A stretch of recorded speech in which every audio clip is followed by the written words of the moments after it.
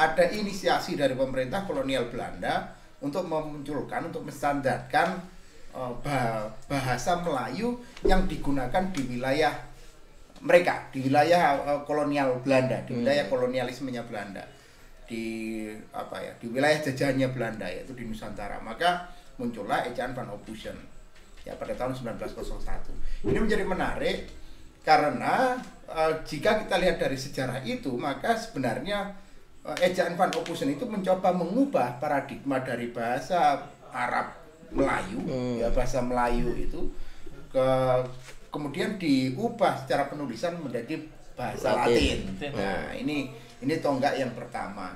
Kemudian tonggak ini kemudian diwujudkan juga ketika itu tahun 1900 awal. Kita sama tahu bahwa pemerintah Belanda di Belanda sendiri ada pertentangan antara orang-orang yang menuntut ya balas budi politik etis ya. Salah satu tokohnya adalah Van Deventer yang memunculkan trilogi Van Deventer, Trias Van Deventer, yaitu edukasi, irigasi, dan imigrasi. Nah, proses ini juga memunculkan satu produk namanya Komite Bacaan Rakyat yang muncul pada tahun 1908 kalau saya tidak salah, 07 atau 08. Komite Bacaan Rakyat ini mencoba membatasi bacaan-bacaan yang disebarkan oleh pemerintah kolonial untuk masyarakatnya. Dan ini sebenarnya praktik ini tidak bisa dilepaskan dari praktik balas budi atau praktik politik etis itu. Kenapa saya menyatakan ini menarik? Karena di situ ada persilangan di situ nanti, ya, bahwa bahasa yang digunakan secara formal, diformalkan oleh pemerintah kolonial Belanda itu adalah bahasa Indonesia khas Melayu yang lebih cenderung kepada Melayu tinggi. Kenapa saya bisa seperti itu? Maka saya tadi secara sepintas berbicara tentang Komite Bacaan Rakyat yang kemudian pada tahun 1900 sebelum 1920 ya itu berubah menjadi Balai Pustaka. Ya.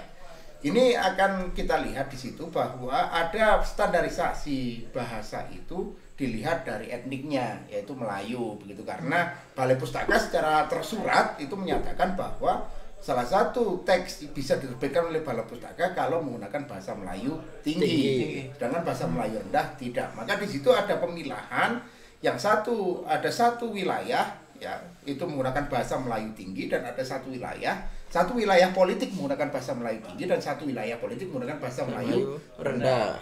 Ini bisa kita lihat jejaknya sampai hari ini, sebenarnya bisa kita lihat. Bagi orang-orang yang mengikuti Balai Pustaka, maka mereka cenderung menggunakan bahasa Melayu tinggi yang lebih dekat kepada etnik Melayu Minang, etnik Melayu Sumatera ya. Sedangkan bahasa-bahasa Melayu rendah ini lebih dekat pada bahasa Melayu Pasar.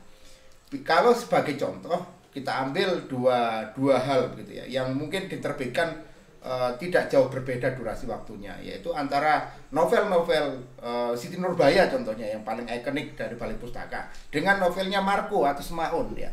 Novelnya Mas Marco Student Hijau itu diterbitkan ya dalam durasi waktu yang hampir mirip kisaran waktunya, atau novel Semaun Hikayat Kadirun. Ini menjadi menarik karena apa? Yang satu diterbitkan oleh Balai Pustaka dari segi bahasa saja berbeda begitu. Yang Semaun dan Marco ya, ini mungkin bagi beberapa orang yang membaca sejarah akan selalu memberi label mereka itu komunis, karena memang ketika itu ya Semaun kita tahu sebagai salah satu tokoh Partai Komunis Indonesia. Tapi sebelum dia menjadi tokoh Partai Komunis, dia itu penulis yang handal sebenarnya. Salah satu magnum opusnya itu adalah novel judulnya Hikayat Kadirun. Ini novel yang sangat menarik menurut saya. Marco juga sama ya. Marco juga menulis sebuah novel tentang kondisi sosiokultural zaman kolonial dalam novelnya Student Hijau. Ini dua orang ini menulis dengan gaya bahasa Melayu rendah sebenarnya, atau Melayu pasar. Sedangkan orang-orang yang berafiliasi ke Balai Pustaka ini menggunakan bahasa Melayu tinggi. Nah, ini gesekan ini terus muncul sampai kita sama tahu muncul Balai Pustaka dalam kesusastraan kita, muncul periode Balai Pustaka, muncul periode Bujangga Baru. Dan ketika gesekan ini muncul, ya kita tahu bahwa tahun 1928 itu muncul konsep penyatuan identitas. Ya. Yang sebelum itu identitas itu parsial, nasionalisme masih nasionalisme etnik begitu. Ya, kemudian pada tahun 1928 muncullah identitas baru yaitu berbahasa, berbangsa, bertanah air satu yaitu Indonesia. Ini cita-cita yang sebenarnya sudah muncul sejak awal bahwa ada hasil dari politik etis itu membuat satu kaum terdidik gitu ya, melahirkan kaum terdidik pribumi yang akhirnya menyadari bahwa mereka itu sekarang berada pada wilayah yang berbeda dengan penguasa mereka yaitu pemerintah kolonial.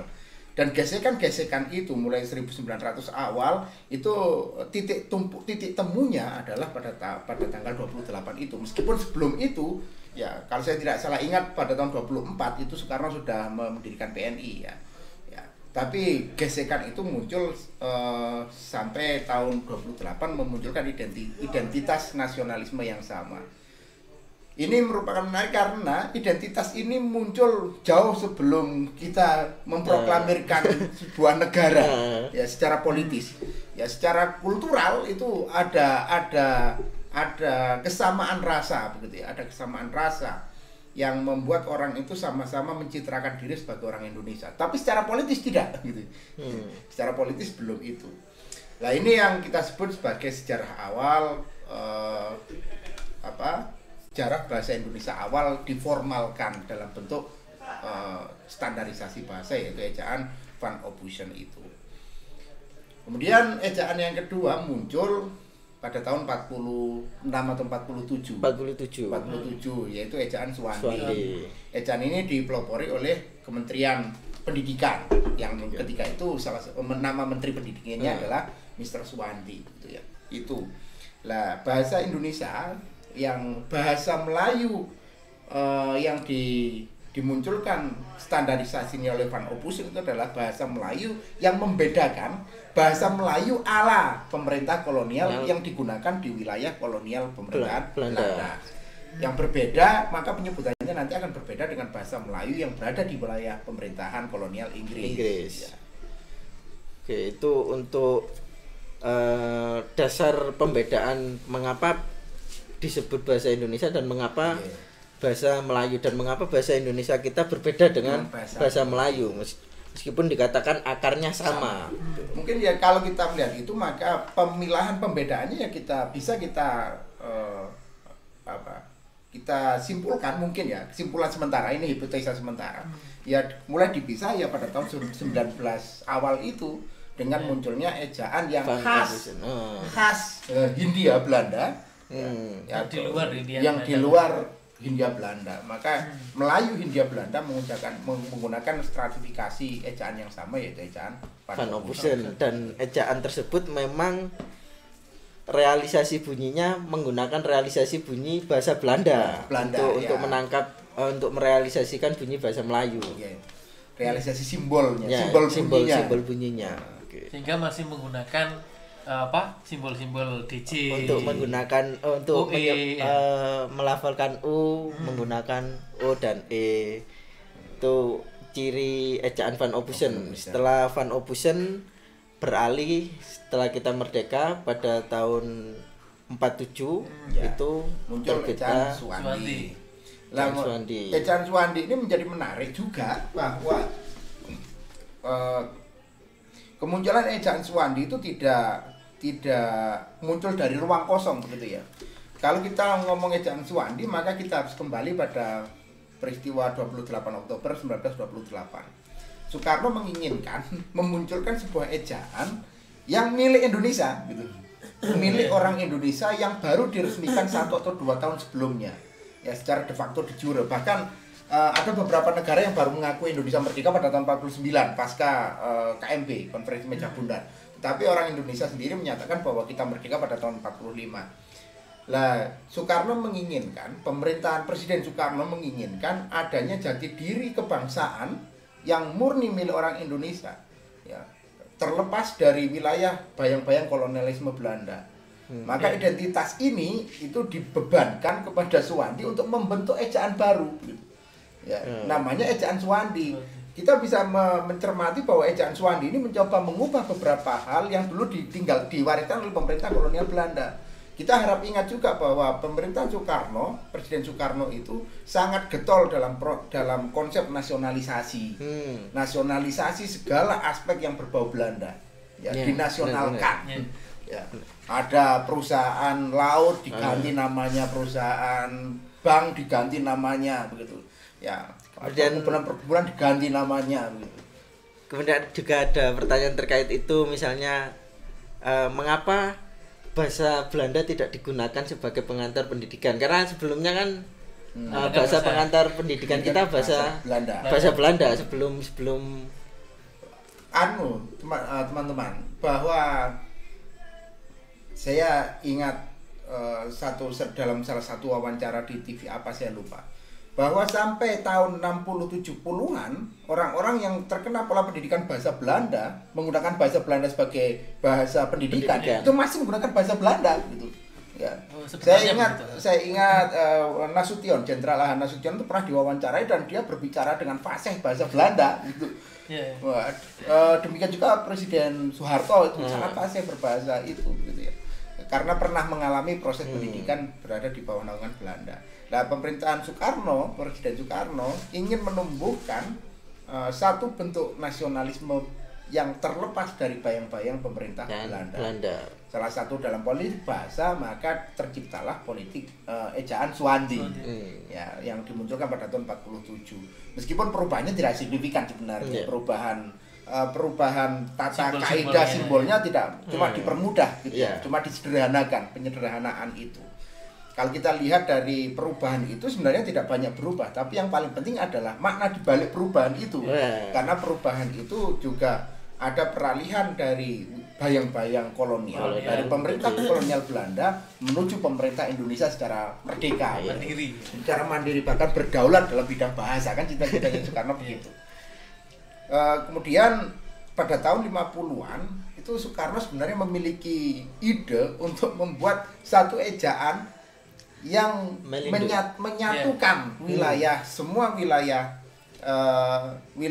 pengguna bahasa Melayu dengan ejaan baru, namanya ejaan Malindo. Ya, ejaan ini sudah digaungkan, bahkan ini ide yang menarik begitu ya. Proyek besar ejaannya, karena menyatukan etnik Melayu atau semua rumpun ya, semua rumpun Melayu. Kita tidak bisa ngomong etnik Melayu itu hanya teman-teman yang ada di Sumatera, kan semua, lebih tepatnya wilayah ASEAN. Ya, pengguna bahasa Melayu sebelum dipisah oleh Van Ophusen menjadi itu ya, ini dengan ejaan baru namanya ejaan Malindo. Ya, ejaan ini sudah digaungkan, cuman secara politis gagal karena tragedi 65. Ya, tragedi 65 gagal juga karena pemerintah Inggris juga memerdekakan Malaysia. Ya, kemudian memberi kemerdekaan juga pada Singapura, memberi kemerdekaan juga pada Brunei Darussalam, sehingga secara politik mereka adalah wilayah-wilayah yang berbeda gitu. Ya, maka peristiwa Malindo ini gagal. Ya, peristiwa ejaan Malindo ini gagal secara politis karena pemerintahan Presiden Soekarno berganti menjadi pemerintahan Presiden Soeharto. Tapi sebenarnya itu sudah pernah dirancang atau sudah pernah. Bahkan di hasil akhirnya itu maunya jadi ejaan tunggal untuk wilayah ASEAN. Itu proyek besar memang, tapi karena permasalahan politik jadi gagal. Sebenarnya kalau berhasil lumayan menguntungkan kita, karena mungkin kita bisa tidak perlu repot-repot. Ya, kalau kita tahu sampai hari ini pun begitu ya, etnis Patani ya, wilayah kultural Patani di Thailand Selatan, kemudian di Kepulauan Mindanao di Filipina Selatan itu juga masih menggunakan bahasa Melayu. Kalau Indonesia, Singapura dan Malaysia, Brunei Darussalam itu saya kira ya memang secara kultural etniknya Melayu juga. Mereka secara penutur asli bahasa Melayu lah gitu. Ini sampai kemudian muncul EYD ya. EYD juga sama, meskipun kita sama tahu bahwa kemunculan sebuah ejaan itu tidak lepas dari perkembangan bahasa gitu ya. Karena bahasa berkembang, maka tata aturan dan pola gramatikal, tata kaidah juga berkembang. Maka muncullah ejaan yang disempurnakan pada tahun 70-an itu. Ya, meskipun ya dalam politik bahasa juga sama sebenarnya. Ada kecurigaan bahwa kemunculan IYD ini adalah untuk menghilangkan jejak-jejak Presiden Soekarno. Ya, dengan memunculkan wacana baru yang lebih dekat dengan pemerintah. Tapi itu adalah konteks politik bahasa. Tapi secara praktis dan secara fungsional memang ada kemudahan dalam proses penulisan, ada kemudahan dalam gramatikal dan lain sebagainya. Ada kemapanan, minimal kemapanan dalam pola-pola gramatikal itu, sehingga itu berusia agak panjang itu. Ya.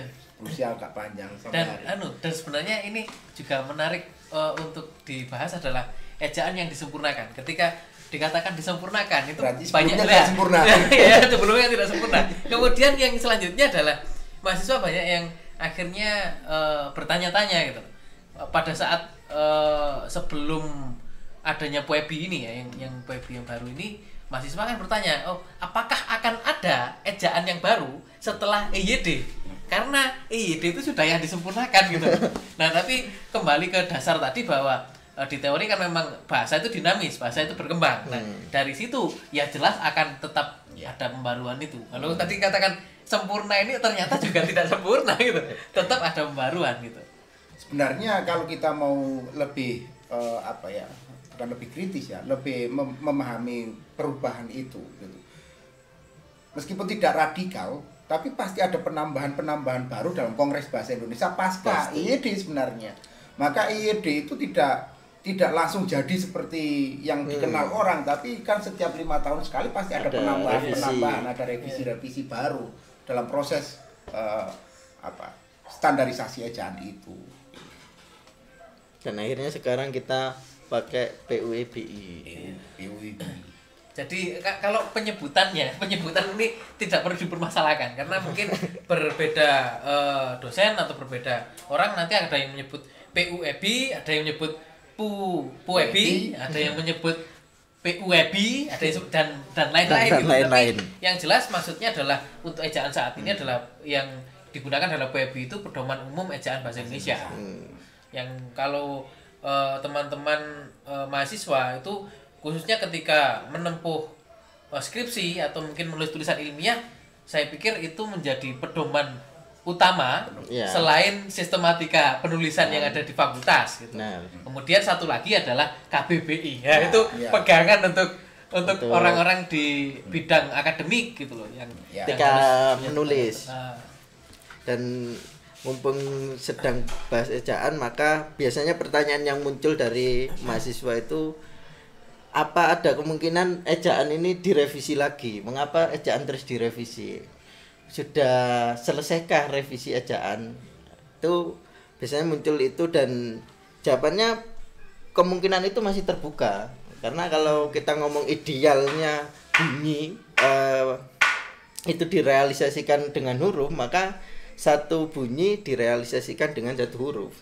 Nah, kita itu punya 6 vokal.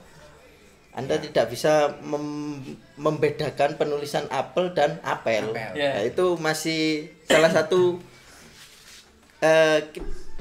problematika kecil dalam bahasa Indonesia terkait ejaan, dan memungkinkan adanya revisi lagi, pembaruan lagi. Dan karena bahasa itu berkembang mengikuti zaman, maka pasti ejaan juga berkembang mengikuti perkembangan bahasa. Tapi itu juga perlu dipertimbangkan bahwa di PUEBI saat ini itu untuk penggunaan e itu kan sudah dibedakan dengan simbolnya sendiri ya. Nah, tetapi pada penggunaan kita tidak menggunakan simbol-simbol yang berbeda itu. Nah, itu terkait ini masalah seperti itu apa? Itu simbol bunyinya kan yang dibedakan, tapi hurufnya kan satu. Sama. Enggak, sebenarnya secara tata aturan itu seperti itu kan sudah ada simbol sendiri yang membuat itu berbeda. Tetapi ya ini kembali pada politik bahasa, bahwa terkadang kita institusi kita itu tidak ada lembaga formal yang mengelola, yang menjaga, yang menata penggunaan bahasa. Sehingga kebijakan-kebijakan, aturan-aturan baru itu muncul tapi tidak pernah merembes kepada masyarakat, tidak pernah digunakan di masyarakat. Contoh dulu pernah muncul istilah-istilah padanan kata, padanan kata. Secara kita sama tahu bahwa efektif dan efisien itu adalah kata baku dari sangkil dan mangkus adalah kata baku dari efektif dan efisien. Kalau kita berbicara baku, seharusnya kata itu yang digunakan. Tetapi masyarakat kita tidak pernah menggunakan itu sebagai kosakata harian. Bahkan kosakata ilmiah tidak menggunakan itu. Ya, karena apa? Bukan tidak ada ya, ada sebenarnya institusi kebahasaan ini ada, tetapi kebijakan politiknya itu tidak didukung gitu, sehingga tidak ada penerapan aturan-aturan resmi. Ini berbeda dengan pemerintahan Soekarno dulu ketika mengubah mall menjadi Sarinah istilahnya dan lain sebagainya. Ini memang ada kebijakan bahwa ada proses nasionalisasi di situ.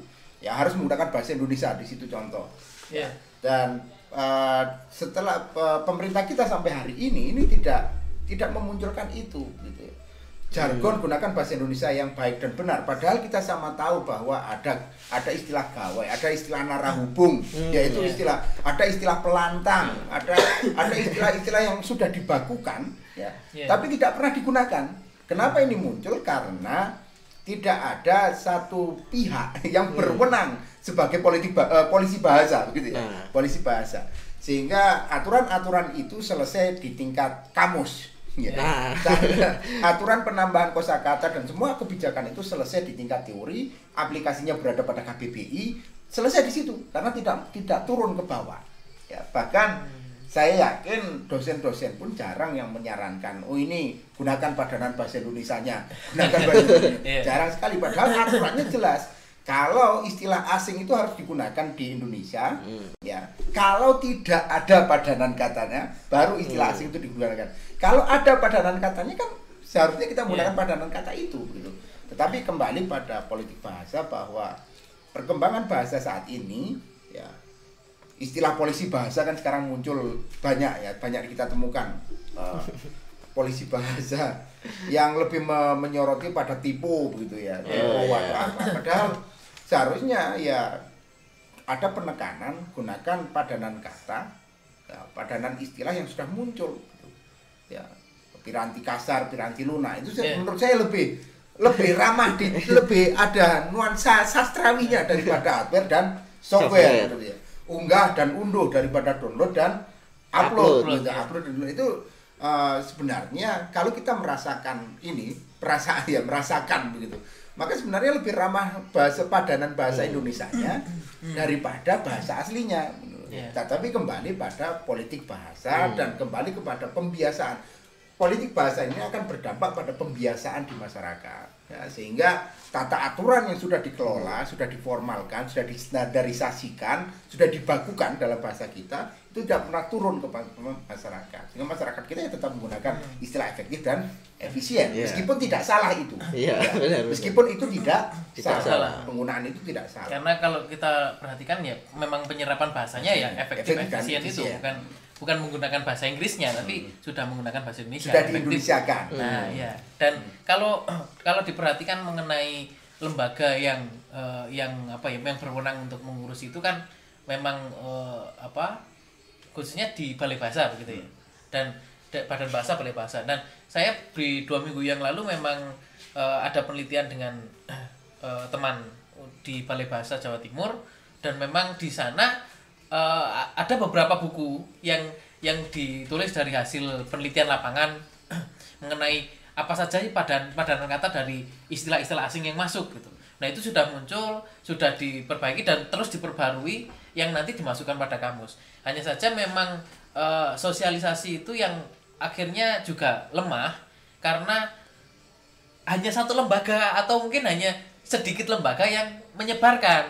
Dan kalau kita perhatikan ya tadi Mas Tony juga menyampaikan bahwa dosen pun tidak ada yang menganjurkan kalau ini cari padanan, kan tidak seperti itu, bahwa sebenarnya lembaga sudah ada cara untuk melakukan itu. Dan salah satu yang saya dengar gitu, yang saya dapatkan itu bahwa ternyata sekolah-sekolah yang lebih banyak mengutamakan bahasa Indonesianya. Jadi tulisan kepala sekolah itu didahulukan, kemudian baru headmaster gitu. Nah, itu akan mendapatkan poin tinggi dari Balai Bahasa, dan nanti itu dilombakan, dan dari perlombaan itu akan mendapatkan insentif berapa untuk sekolah tersebut untuk pengembangan, dan itu sudah dilakukan. Hanya saja ternyata saya baru tahu pada saat itu gitu bahwa itu tidak menyebar secara luas, dan tidak banyak orang yang mengetahui bahwa ternyata lembaga khususnya ya Balai Bahasa itu masih mengontrol itu. Dan contohnya kemarin ketika dibahas oleh orang di Balai Bahasa, tulisan mall yang MALL itu yang ada di Sidoarjo ya, itu sudah ada juga mall yang sudah menggunakan MAL gitu. Hanya yang menggunakan bahasa Indonesia gitu, yang sudah bahasa bakunya bahasa Indonesia gitu. Dan itu tetap dilakukan, khususnya penegasan itu dilakukan untuk institusi, kemudian untuk lembaga-lembaga negara. Itu sebenarnya begitu. Hanya saja kalau masuk ke wilayah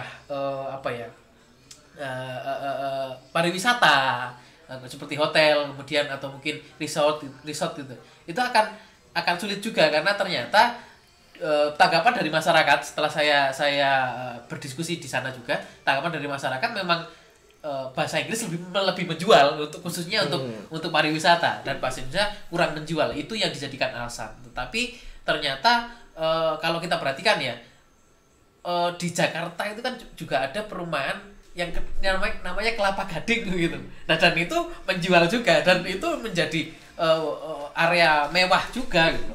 Ternyata bisa kok sebenarnya bahasa Indonesia digunakan dengan cara seperti itu, dengan tadi penekanan dari Mas Tony adalah pembiasaan. Kalau masyarakat terbiasa, ya nanti bisa penguatan bahasa Indonesianya. Dan slogan yang utama dari Balai Bahasa khususnya adalah utamakan bahasa Indonesia, kemudian lestarikan bahasa daerah, dan kuasai bahasa asing. Nah, itu yang menjadi pegangan.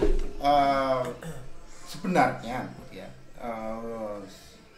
politik atau kebijakan bahasa yang sudah dikawal, yang sudah ada hukum, sudah ada, itu kan saya yakin sudah ada landasan hukumnya gitu. Bahkan ada aturan yang menyatakan bahwa meskipun konferensi internasional ketika dilaksanakan di Indonesia juga harus menggunakan bahasa Indonesia kan begitu. Itu aturan formalnya begitu. Tetapi kan jarang sekali institusi yang melakukan itu. Selama saya mengikuti konferensi internasional hanya satu atau dua konferensi, dua panitia penyelenggara yang berani menyatakan itu gitu ya. Mungkin di salah satu yang saya ikuti di Universitas Negeri Malang, yang secara jelas penyelenggara menyatakan bahwa meskipun konferensi internasional tapi karena dilaksanakan di Indonesia maka bahasa pengantarnya adalah bahasa Indonesia gitu. Lah, untuk mendukung itu meskipun saya sampai hari ini ya jarang melaksanakan, tapi minimal ada niat baik dari akademisi, praktisi bahasa Indonesia untuk bahwa polisi bahasa itu tipe titik koma, iyalah gitu, karena titik koma juga penting. Berbeda seperti yang dibahas di podcast sebelumnya bahwa berbeda koma, berbeda makna. Tapi mulai hari ini mari kita budayakan juga penggunaan istilah-istilah itu sehingga itu familiar, sehingga itu menjadi ramah di telinga, menjadi ramah di telinga, dan itu menjadi sebuah istilah yang memang nyaman didengar. Saya kira hari ini narahubung itu menjadi lebih enak, lebih ramah di telinga kita daripada kontak person contoh. Gawe itu lebih enak daripada gadget contoh ya. Itu, tetapi itu perlu dibiasakan secara ilmiah juga gitu. Bahwa mulai hari ini mungkin saya menyarankan kepada akademisi, kepada praktisi, kepada pengajar bahasa Indonesia untuk juga ikut sedikit banyak urun ke situ, bahwa mari kita mencoba memilah, kemudian memberi koreksi kepada tugas mahasiswa kita. Salah satunya adalah proses penggunaan padanan gitu. Kalau memang sudah ada padanannya, ya kita sarankan saja gunakan istilah ini, gunakan istilah ini. Toh akhirnya gitu loh. Penggunaan padanan itu seperti yang ungkapkan di awal itu lebih sastrawi begitu. Sebenarnya lebih enak didengar karena itu habitnya, karena itu wilayah kita, karena itu lingkungan kita. Lingkungan kita bahasa Melayu sebenarnya kita lebih ramah di telinga dengan pola penggunaan bahasa Melayu, pola pengungkapan bahasa Melayu seperti ya gawe dan gadget begitu. Yang satu Inggris minded, yang satu saya Inggris minded ini yang satu berbasis bahasa Inggris, yang satu berbasis bahasa Melayu. Karena kita pada dasarnya adalah pengguna bahasa Melayu, sebenarnya lebih ramah gawe daripada gadget gitu. Dan saya positif dengan hal itu karena dengan tren yang lagi menyebar di kalangan muda, terutama tren indie, penggunaan mulai dari fashion kemudian penggunaan bahasa, bisa kita bayangkan kalau kita mau membuat kedai kopi, opsi namanya kan dulu nggak berani kita mau kopi peti. Sekarang kan janji jiwa, kemudian ruang hati.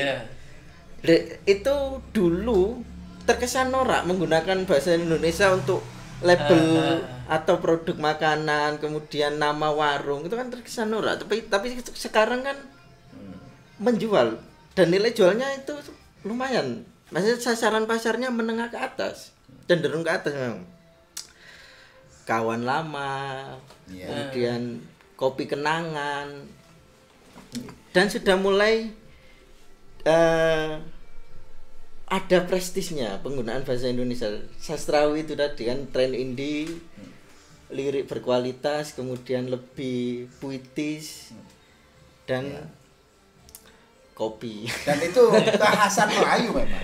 Kekhasan bahasa Melayu ya itu ya memiliki mungkin karena kita dekat dengan bahasa Melayu ya, maka lebih ramah dan lebih nyaman untuk mendengar itu. Tetapi harap kita ingat bahwa yang kita gunakan masih ramah mendengar. Ramah mendengar, belum ramah tulis sebenarnya. Apalagi kalau kita masuk pada formalitas pendidikan gitu, contohnya kita masih agak sulit untuk memasukkan itu dalam konsep formal tulis gitu ya. Akan sangat bagus kalau judul skripsi atau istilah-istilah dalam karya tulis ilmiah kita menggunakan itu. Saya kira menjadi menarik gitu ya, menjadi menarik. Kemudian juga untuk menghilangkan kesan seperti yang kita ungkap di podcast sebelumnya, yaitu tentang hegemoni bahasa. Ya, sebenarnya hegemoni bahasa tidak ada. Ya, hegemoni bahasa, munculnya bahasa Inggris sebagai bahasa yang pada tataran lebih tinggi itu kan hanya dampak dari kolonialisme ya, dampak dari kolonialistik gitu. Bahwa kita selalu menganggap Barat itu lebih, dan simbolisasi dari Barat itu adalah Amerika dan Inggris yang kebetulan pengguna bahasa Inggris gitu. Maka segala hal yang berbau Barat kita anggap itu sebagai sesuatu yang hegemonik gitu. Nah, dengan munculnya kesadaran bahwa sebenarnya telinga kita lebih ramah bahasa Indonesia dan Melayu daripada bahasa Inggris, itu kalau kita terapkan kebijakan itu pada praktik di lapangan, saya kira itu akan sangat memperkuat kedudukan bahasa Indonesia. Saya kira sekian untuk topik kali ini, dan mungkin ada pernyataan penutup dari Mas Renda atau Mas Fatoni. Baik, kalau dari saya hal ini yang pernah disampaikan oleh Bapak Widodo HS, jadi almarhum. Jadi beliau orang yang luar biasa menekuni BIPA, bahasa Indonesia untuk penutur asing, dan beliau sangat disiplin menggunakan bahasa Indonesia yang baik dan benar dalam konteks khususnya dalam forum ilmiah, dan bahkan ketika berbicara dengan mahasiswa pun terkadang juga lebih sering menggunakan bahasa Indonesia yang baik dan benar itu.